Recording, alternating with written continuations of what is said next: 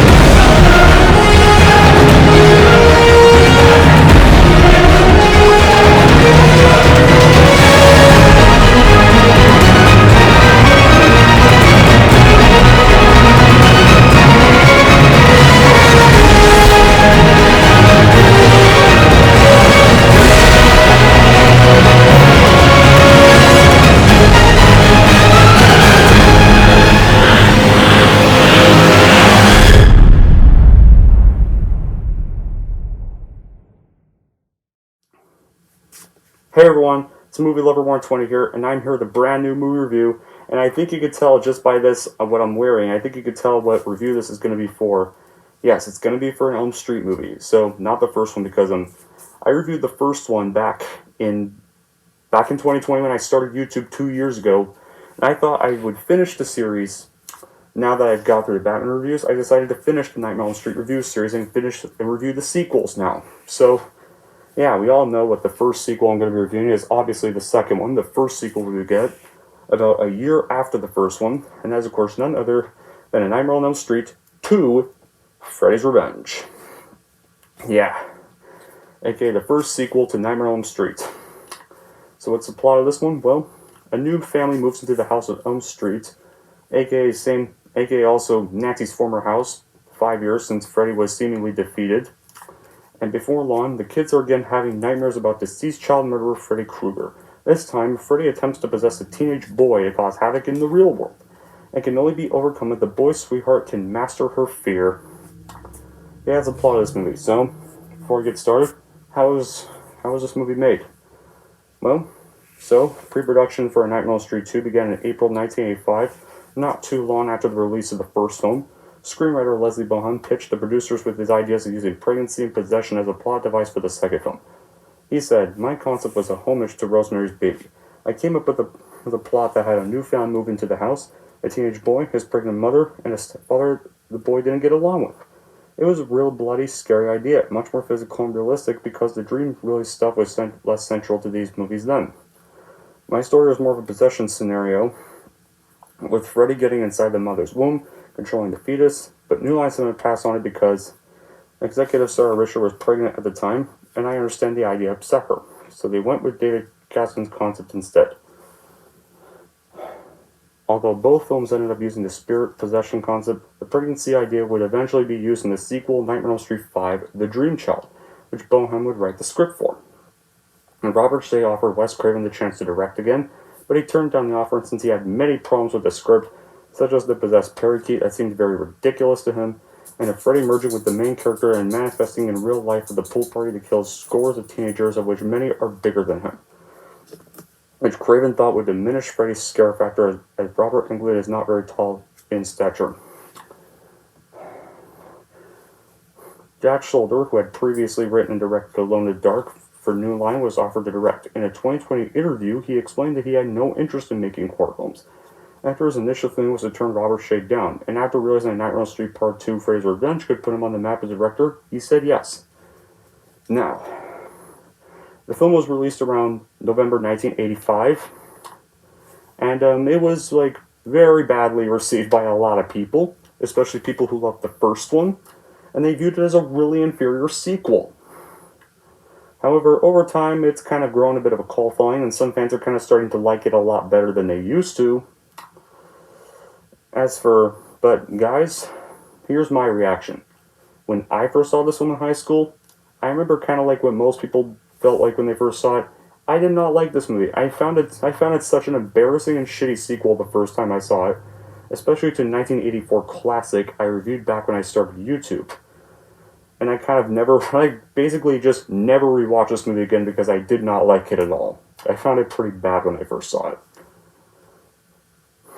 But since now I'm reviewing all the Elm Street films and Furious in a series now, and the only one I'm excluding is Freddy vs. Jason since I reviewed that one last year. As for this movie, well, since I got to review it, I had to rewatch this movie finally after many years of avoiding it. And I gotta say, I don't think I hate this movie as much anymore. I mean, quite a few of my subscribers actually kind of defend this movie. I actually think it's pretty decent.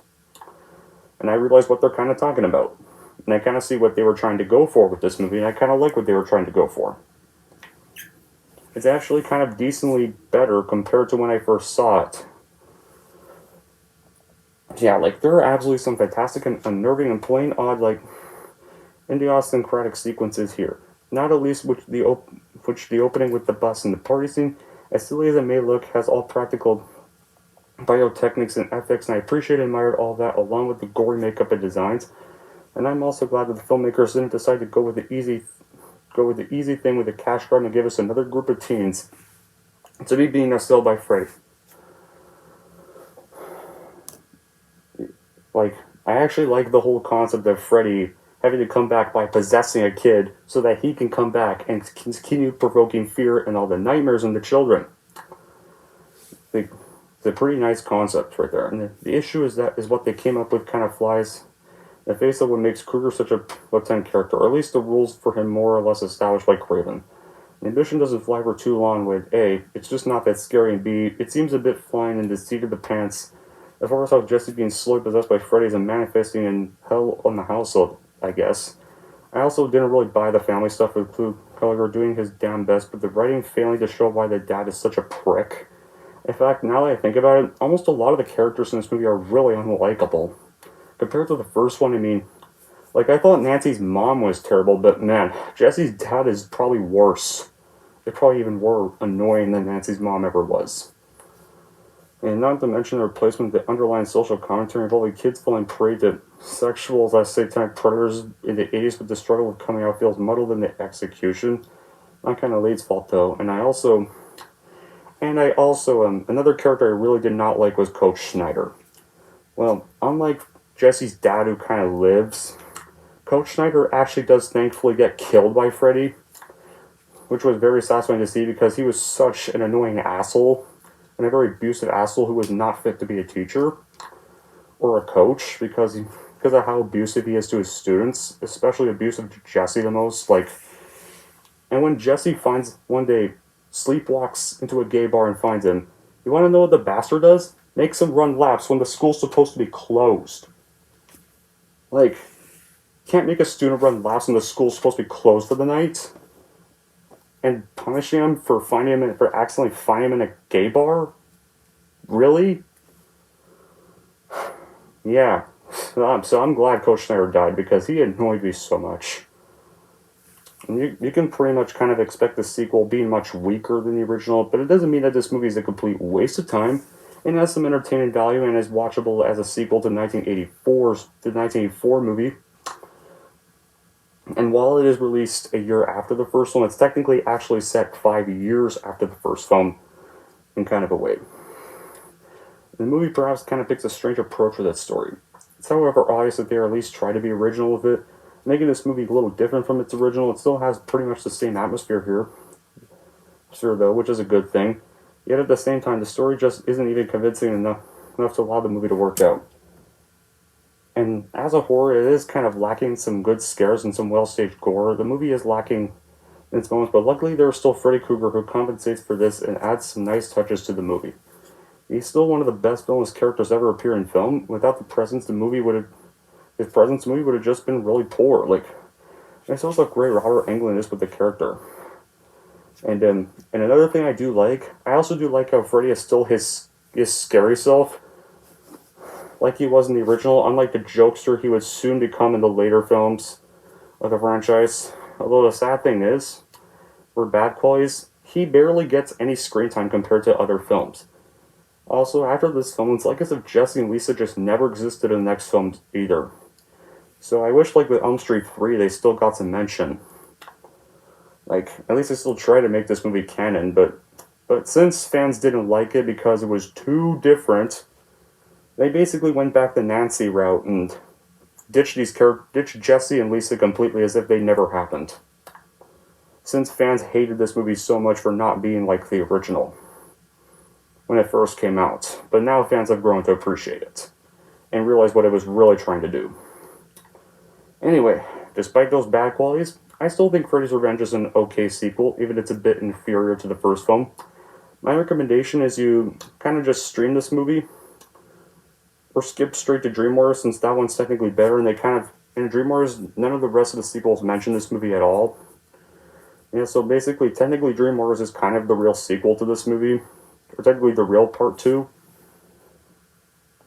Which, by the way, guys, is going to be the next Street review, and I can't wait to rewatch that.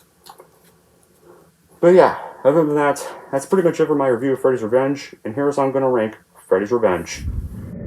I am going to give Nightmare on Elm Street 2 a 6 out of 10. And there we go. That's 2 down, and not 2. 3, 4, 5, 6... 8 more to go, and I say 8 because I'm also unfortunately going to be reviewing the remake as well. Boo. Not just the sequels, but there's 8 more Elm Street movies to go, so I will eventually going to have to likely buy the remake DVD so I can rewatch it again. It's going to suck. But anyway, until then, that'll be it for this review.